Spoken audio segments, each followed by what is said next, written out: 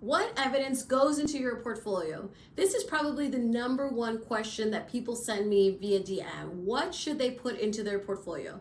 My name is Elektra Yao. I'm the artist visa lawyer, and I'm here to deconstruct everything related to the O-1 visa and to the artist visa. Comment below about what you put in your professional artistic portfolio, not your portfolios for the O-1. What have you put in your professional artistic portfolio? I'm curious to know. So, what you put in your portfolio. Your portfolio, think of your portfolio as an ensemble of curated documents that focuses on your effort in the creation of the final product that you have delivered. So it is the complete opposite of a professional artistic portfolio. So very often, 9 times out of 10, a professional artistic portfolio will not focus on any sort of process. It will include beautiful, fabulous final product pictures of some of your best work. It ignores all of the process because a client, a prospective client that needs to hire you or work with you, is not necessarily interested in what's going on, behind closed doors and behind the scenes in your mind. The client just wants the product delivered. So that's what you're presenting to your client, the finalized, beautiful final product, okay?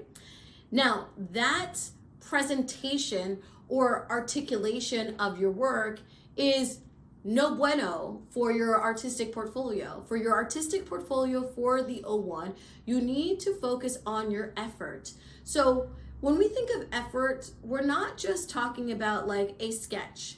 A sketch is certainly a part of the portfolio, but it is not the only thing to demonstrate your efforts.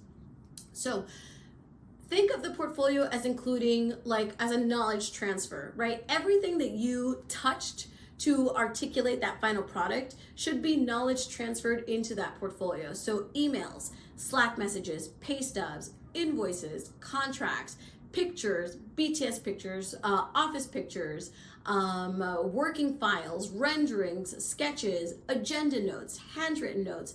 We give you an extensive list once you become a client of all the different forms of evidence that go into your portfolio. So yes, it is called an artistic portfolio, and it's kind of like a lie because it's not only focused on the artistic work that you do, but it is more a presentation of the evidence to satisfy the legal criteria. So the legal criteria is basically us needing to prove that you executed and completed the work that you did at a pretty high level. That's why the portfolio also includes background information, because on the record, we cannot expect by law, USCIS, to assume that Sony is a big company. They might have the legal ability to draw on from their professional, from their outside knowledge, but they're not required to, which is sometimes why you will see nonsensical RFEs, which are like, well, we didn't know that ESPN was like a famous media channel, or we don't think that Forbes is a major publication. Our common knowledge tells us, yes, it is, but we still have a duty as the attorney to put in that background information to satisfy the burden, because the burden is on us, which is why portfolios are this big instead of this big. Every single thing needs to be documented, needs a URL, needs a caption, needs context, because they're looking at your body of work and they're not going to understand it. And it's unreasonable to ask them to understand it because they're reviewing about 10 petitions a day. They're not reviewing 10 visual artists. They're reviewing a stage manager, a project manager, a singer, a dancer, an actor, a marketing specialist. They're reviewing all different types of people. And while there may be some commonalities in these different artistic professions, most of the time they're not going to spend the time to actually make those connections. So we need to ensure that we are doing our due diligence and including everything on the record. And that's not the only rule that we have within the portfolio. An additional function that we have within the portfolio is to ensure a smooth experience. I'm sure you guys have been to restaurants where the food was great, but the service was lackluster. And you're like, you know what, the food is great, but it's just not worth it. I'm not going back. We don't want that reaction from the officer.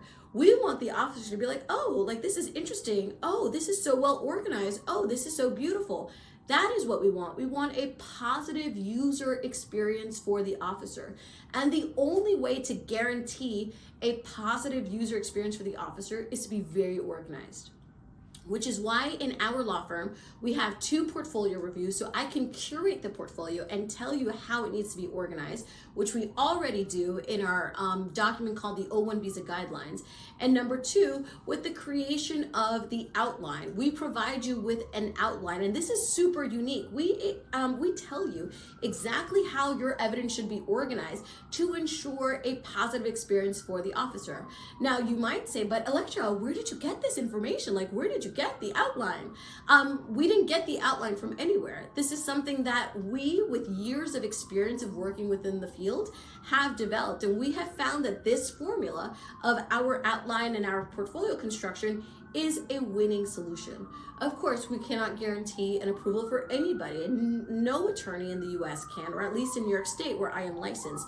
But I can guarantee you that our system is a very strong and successful system, and all you need to do is go on our website and see the happy faces of our approved clients and read the fabulous reviews of clients who have been successful with our process and happy with their successfully approved O-1.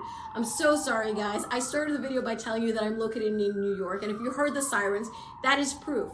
That is proof that we are located in New York. So if you're in New York, come visit us. You'll hear the sirens, and you'll also see Madison Square Garden. But take into consideration that your portfolio is the expression of you.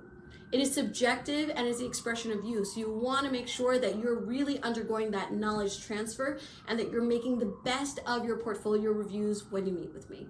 Hopefully this was helpful. I'm so sorry about the sirens, guys, but it's just a byproduct of living in a major city. But we will continue our discussion with more O-1 information. Comment below. I'm curious to see what you guys have put in your professional portfolios. That way we can compare and contrast and see what is different from a professional portfolio versus a artistic portfolio for the O-1.